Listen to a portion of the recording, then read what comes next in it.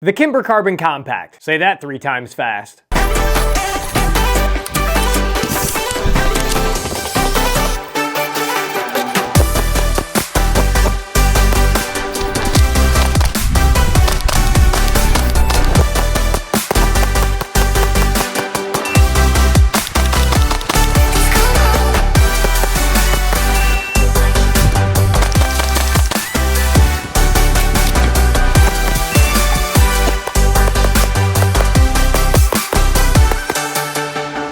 Jumping right into it here, what is this gun? So this is the Kimber Carbon Compact, which is a striker-fired 9mm pistol. Kimber was kind enough to send this out for testing and review. And for those of you who don't know, Kimber, the brand, is most known for its 1911 pistols. So I was kind of surprised to see Kimber making a striker-fired pistol and to see if it's any good. To start things off, let's go over quick specifications here. Again, this is a striker-fired 9mm pistol. Barrel length is 4.4 inches, and we do have a threaded barrel. Now, it does not come with this comp. This is a Griffin compact comp that I added to it, which I think does help. But the cool thing is you can add a comp, a bigger comp, or a suppressor if you wanted to. For the magazine, Kimber does make their own magazine for it, and it's a 15-round one. Also on the gun, they have what they call their performance carry trigger. It's actually not a bad trigger. It took a little bit for me to get used to. Reason being is you do have the little bit of take up and then it'll break.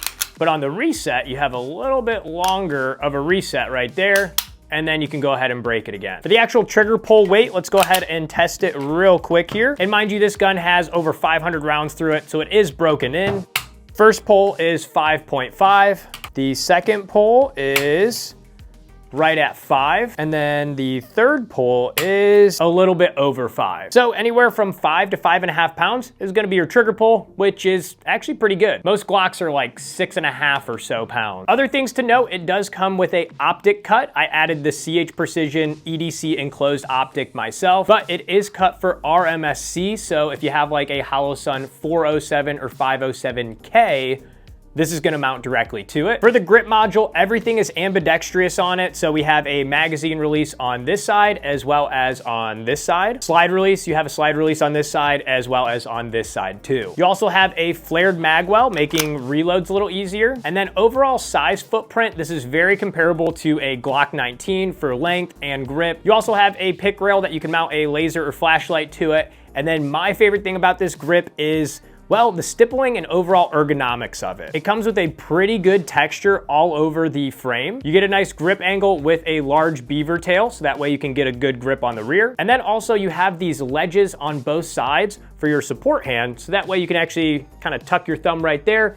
and make sure and get a little bit better grip too. So ergonomics on this are actually really good. Next up, let's talk about the range results here. So I took this to the range, put a little over 500 rounds through it. I ran it without the comp, with the light, with a suppressor, and of course did a bunch of holster draw drills from the outside and inside the waistband. So how many malfunctions did we have with the Kimber Carbon Compact? Surprisingly enough, we had 0 malfunctions. Well, depending on who you are, if you count this as a malfunction or not, the only issue I had was the slide not locking back every time on the last round. So I would shoot, and then you'd hear a click and I'd be like, oh, what? And then it's empty. And then I would reload, and then I would go back to work. So I had that happen a handful of times, but with my grip, and everyone always tells me this, I do a pretty high up grip, so it could be that I am riding that slide release, so that's why it didn't lock back. But overall though, the gun didn't have any failures to feed, failures to eject, or anything like that. But the only minor issue was not having that slide lock back, which again, could have just been me. Again, Kimber being a 1911 company, having a striker fired gun, I was like, I don't know how well we're gonna do here,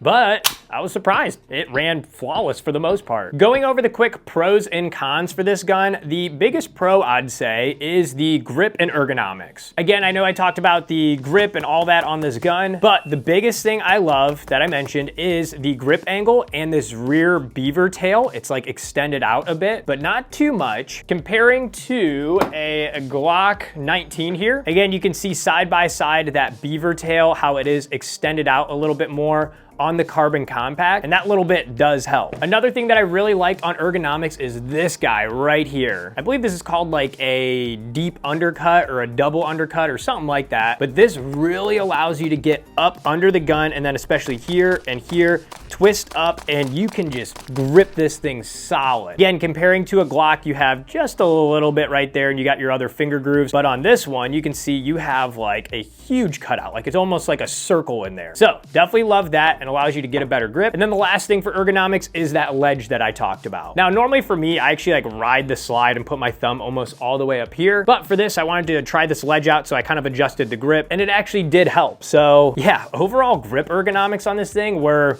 phenomenal. Definitely the biggest pro for this gun here. Moving to cons, again, reliability was there, the grip ergonomics are there. I'd say only the biggest con I have is probably the price point on these. It is priced a little higher than other striker fired, like a Glock, or even like a Echelon 4.0C, which is a very similar counterpart. So I would say that's one of the negatives. But again, looking at the value you get, threaded barrel, optic cut slide, and again, if this grip is the right grip for you, well then I think the value is there for this gun. But again, that's gonna be up to you to decide. If your local store has one of these in stock, go give it a feel. My guess is you're probably gonna love the grip like I did, and it's gonna make sense for you to pick it up. One other, not con, but kind of weird thing here, I've posted this Carbon Compact in a lot of short videos already, and everybody has a comment and says, oh, it's basically a high point because of this ejection port here, which at first I didn't think much of it, but then when someone commented on the ejection port and said it looks like a high point, yeah, I have a hard time getting that out of my mind now. On something like a Glock or even the Springfield Echelon, you can see that the ejection port is on top and on the side of the gun there. But on the Kimber and also on a high point, there is no ejection part on top. It's only on the side of the gun. The benefit to this is, I don't know if you guys have seen online of people having shells eject out, hit their red dot glass and crack the glass. Well, that's not gonna happen with this setup because the bullet's going right out the side. And Kimber also calls this their no snag ejection port, because reason being, again, is, well, there's more that could get caught or snagged with having the top and side be an ejection port. Versus this, it's kind of like inside the side, so yeah, less chance to snag on anything. So if you can get over that from an aesthetic standpoint, the functionality actually does make sense. And guys, this is a lot more reliable than a high point. So there you have it. Honestly, this was one of those guns where I had very low expectations for, but after shooting it, well, it actually blew my expectations out of the water. If you're in the market for an EDC or kind of do-all setup, similar to like a Glock 19, but you don't like the ergonomics on one of these or the grip angle, I would highly recommend checking one of these out. Again, if that value to price point makes sense for you, then this is definitely gonna be a solid choice. Thanks for watching. Make sure to comment, like, and subscribe, and we'll see you in the next video.